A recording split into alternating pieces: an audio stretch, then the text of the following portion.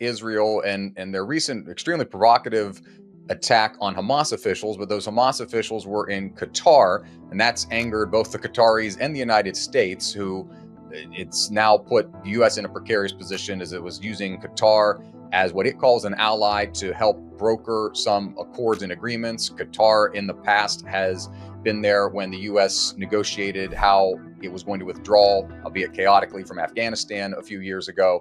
And now the Qataris are still in this kind of mediator type position. And so Israel attacks what they believe are senior Hamas leaders in Qatar.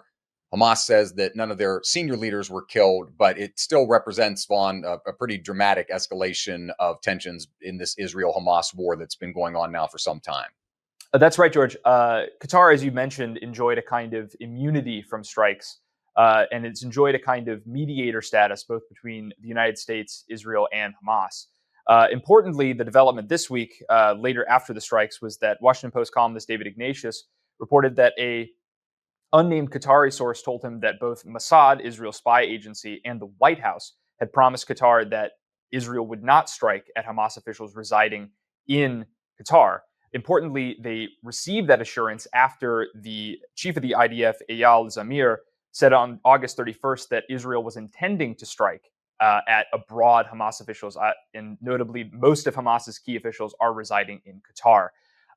It's a really strange confusion.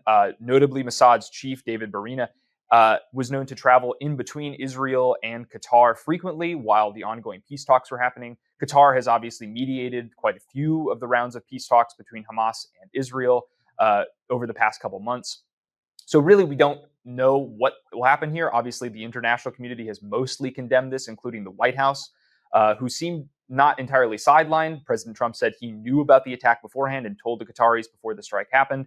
But yeah, it's a developing situation. We really don't know exactly what this strike will mean for the future of hostage negotiations between Hamas and Israel and a peace deal in the Gaza region.